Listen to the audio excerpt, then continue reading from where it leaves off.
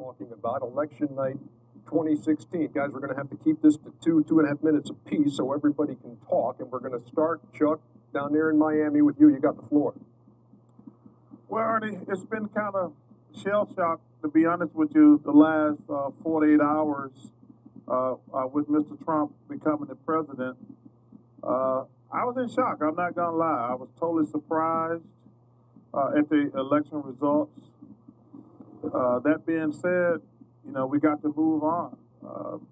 I was disappointed because my candidate didn't win, number one. But like I say, it's over now. He's going to be the president of the United States. We have to respect the office, and we have to give him a chance. That's the bottom line. You know, somebody always loses an election. You know, we've been fortunate. We won the last couple with President Obama. We didn't win this one. But like I say, I respect the office of President of the United States, and we have to give him a chance. Everything he said in the past, that's water under the bridge. And we have to give him a chance, and we have to support him because he's the President of the United States of America. All right, let's go to Kenny now, Jet. Well, I think, you know, again, we are a lot of people in shock, but I think the one thing is that you just can't be naive to think that anybody who voted for him is a racist or narcissist or anything other, or any kind of ism. But you still have to acknowledge that he made so many of those misogynistic, racist remarks and narcissistic remarks. You have to acknowledge that. And that's what I think disheartening to the people who did not vote for him, like myself, is disheartening because it feels like he enabled the workers of iniquity. Those people who don't really understand the bigger value. And so he gave them a forum and a platform that typically they don't have.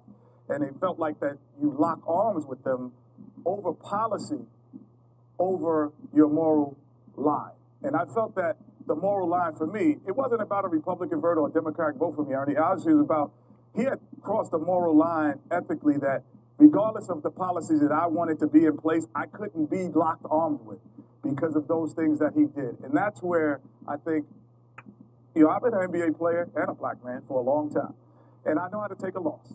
And I know how to get up from a loss and know. But when I'm misled or I feel abused in that process, then I'm going to feel a certain way. And that's what you see the repercussions of what's going on today is the workers of iniquity are locked arms with him. And he has to change that, and I'll give it to Shaq. And I think the last thing, he has to change that because he has to make it inclusive, but it's very tough for him because, Shaq, I think this, it's kind of, I liken it to the guy who's a narcissist in high school, and he wins the homecoming king. He really doesn't get humble after that. And so he has to change that direction and be more inclusive for sure. Everyone was in shock, Ernie. We live in a democracy. I'm 45 years old, and the world is more divided now than it's ever been. There's a lot of stuff going on. It's my hope and prayer that him, as the leader of the free world, bring people closer together.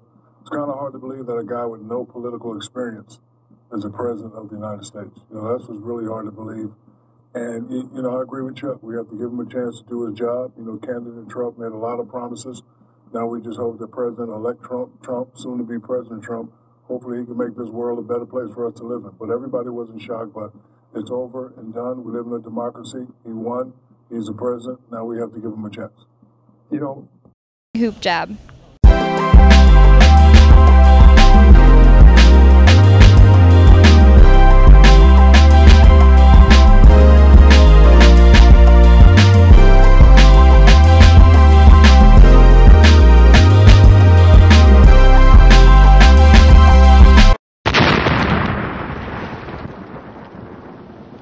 HoopJab.